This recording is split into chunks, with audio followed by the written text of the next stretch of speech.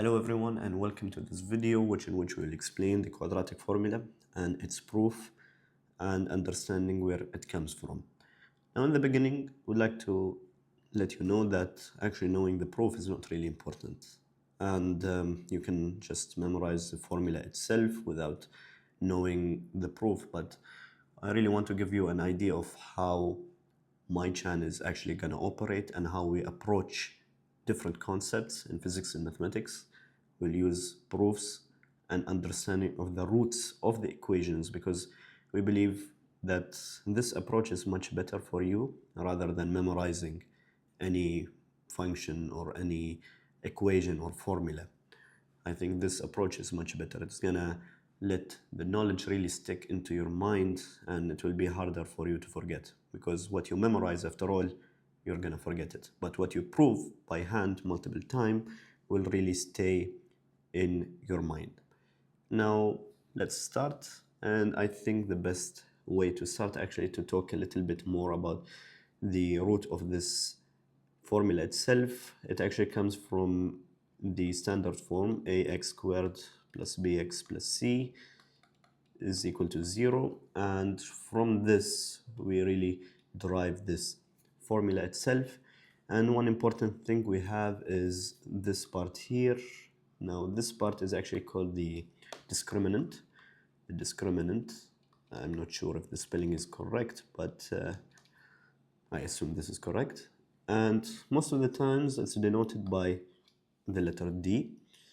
And if we rearrange this formula to include the discriminant and substitute the discriminant in place of b squared minus 4ac, we will get something like this. We will get negative b plus minus the root of the discriminant divided by 2a, and this is going to be equal to x.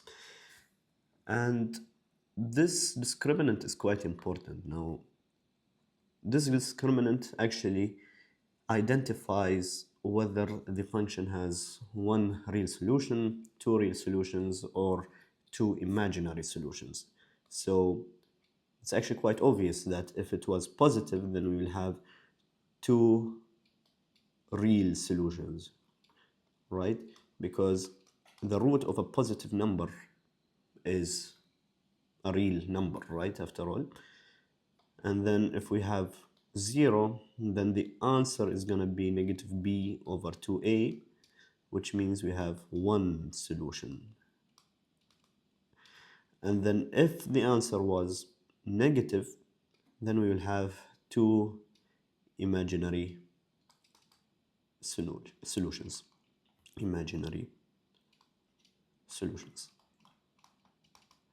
And this is quite useful to know. And let's take some examples to actually explain this further. So I prepared some examples here. We will have the first example, which is going to be a function x squared minus 5x plus 6. Let's say that this is, for example, f of x. So let's identify whether it has two real, one real, or two imaginary solutions. Let's have a look. So we know that discriminant is actually equal to b squared minus 4ac, right? And let's identify what a is. So a is actually going to be the constant next to the x squared, and it's going to be equal to 1. And then b is actually equal to negative 5. And then c is equal to 6. So let's calculate the discriminant. So let me change the color so it's nicer. So d is actually equal to b squared, so negative 5 squared minus 4 times 1 times 6. Let's calculate it. Negative 5 squared is 25 minus 4 times 1 times 6, that's 24. So the answer is going to be 1, right? So this is the discriminant itself. We know that it is a positive number. Therefore, we will have two real solutions. you can see that we identified it immediately, which is quite useful. Now let's take the second example and have a look what we will get.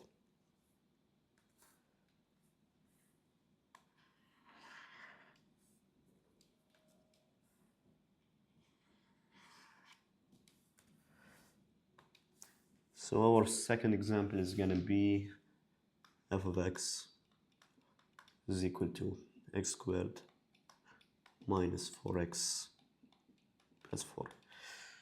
So again, we know that the discriminant is equal to b squared minus 4ac, and we know that a is equal to 1, we know that b is equal to negative 4, and we know c is equal to positive 4. And let's plug the numbers in. So we know d is actually equal to negative 4 squared minus 4 times 1 times 4. What will we get? Negative 4 squared is 16 minus 16, and it's equal to 0. So we know because the discriminant is equal to 0, we'll have one real solution. And this real solution can be found quite easily. Let's have a look again at the formula itself.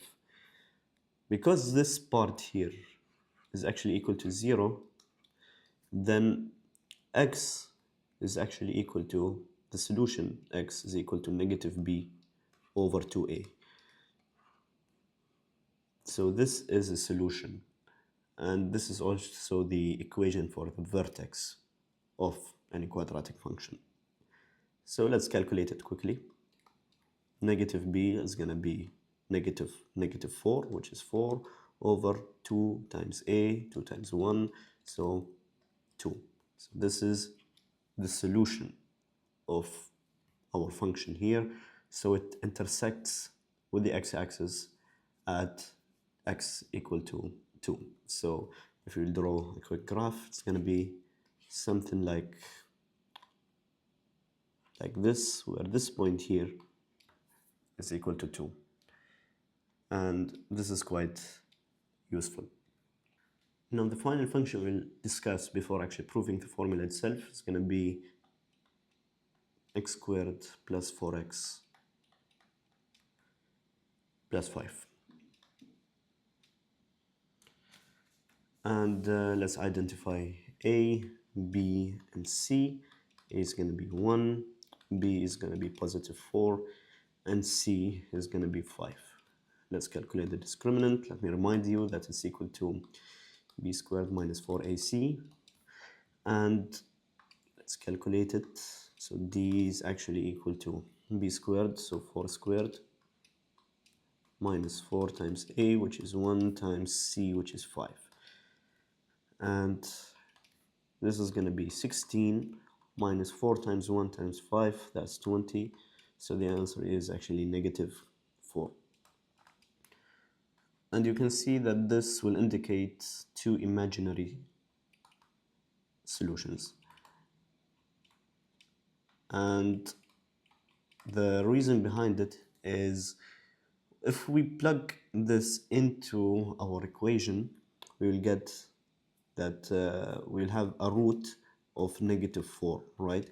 And a root of negative 4 actually does not exist in the real plane. It only exists in the imaginary plane. So it's going to be equal to 2 plus minus, of course, 2i. Now let's get to the nicest and funnest part of this, and actually proving this formula. Now it's important to know that it really comes from the standard form ax squared plus bx plus c is equal to 0. And from here we start. What we do at the start is actually move c to the other side. So we'll move the c to the other side and then divide the whole thing by a. So let's do it step by step. So we have ax squared plus bx is equal to negative c, and then we will divide both sides by a. So divide by a, and then divide this whole thing by a. And what will we get? We'll get x squared plus b over a x is equal to negative c over a. From here, we will use a really useful trick, which is called completing the square. And I think I'll probably make a separate video explaining how we can solve quadratic functions using completing the square, and maybe solving quadratic functions in all ways generally. So completing the square, what do? You go to the middle term here, you divide it by 2 and then square it. So it's going to be something like this: x squared plus b over a x, and then plus b over 2a all squared. And because we added this term to this side of the formula, we will have to add it to the other side of the formula itself. So negative c over a plus b over 2a squared. And here we will have to break apart this thing here. So it's going to turn into something like this. It's going to turn into x squared plus b over a x plus b squared over 4a squared is equal to negative c over a plus b squared over 4a squared. What we did is just we simplified the formula itself. Later, what do? We would simplify this part, we'll factor it. It's going to be x plus b over 2a all squared, right? This is the factor of this. This is the definition of completing the square. And then here on this side, what we want to do is combine these two fractions, and the lowest common denominator of here is going to be 4a squared. So what we will do is we will just multiply this thing here.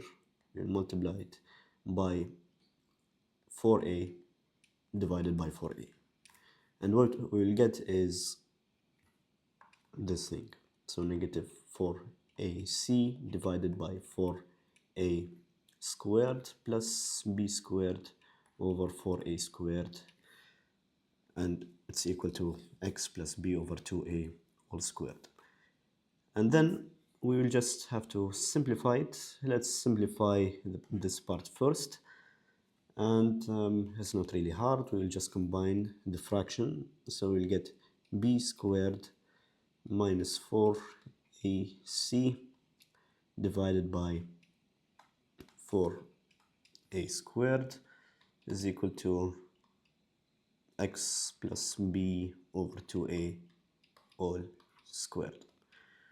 Now from here it's not very hard to actually break this. We'll just have to take the roots of both sides of the function and break away the squared here, or the power of 2.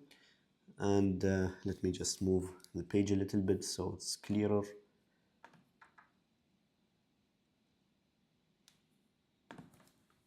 So we'll get something like this. We'll get x plus b over 2a is equal to the square root of b squared minus 4ac divided by square root of 4a squared, which can be simplified easily into 2a, right?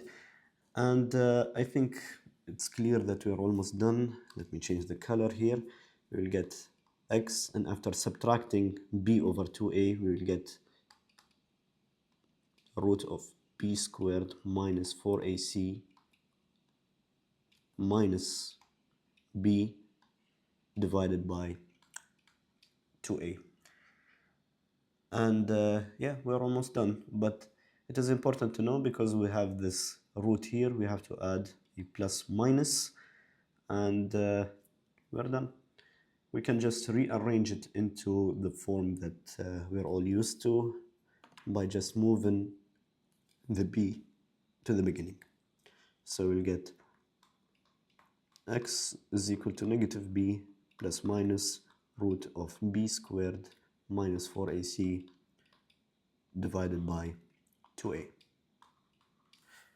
And we are done. Here we go. We have the final formula. It's ready to be used. Now, again, understanding the proof is quite nice. It will really enhance your algebraic skills. It's quite nice when you also use these skills that we use to actually get this formula and to prove it in other things. And we will actually do other things using the ideas that we have discussed right now. It is also important to know that another reason behind this video is to just check the technical aspects of the channel itself, whether maybe using the application that I'm using to explain things is really useful, or maybe I would have to change the application itself to check also if the microphone is good, if it's really clear for you as a viewer. And I hope that the knowledge that you got from this video is quite good and useful for you in your educational and academic campaign. Also, I would really appreciate it if I will get some feedback on this video and what should be enhanced. After all, I'm really new to this and really want to reach far to become one of the best channels in terms of explaining physics and math concepts by hand, of course. And I would really value your feedback. Thank you very much for watching and have a nice day.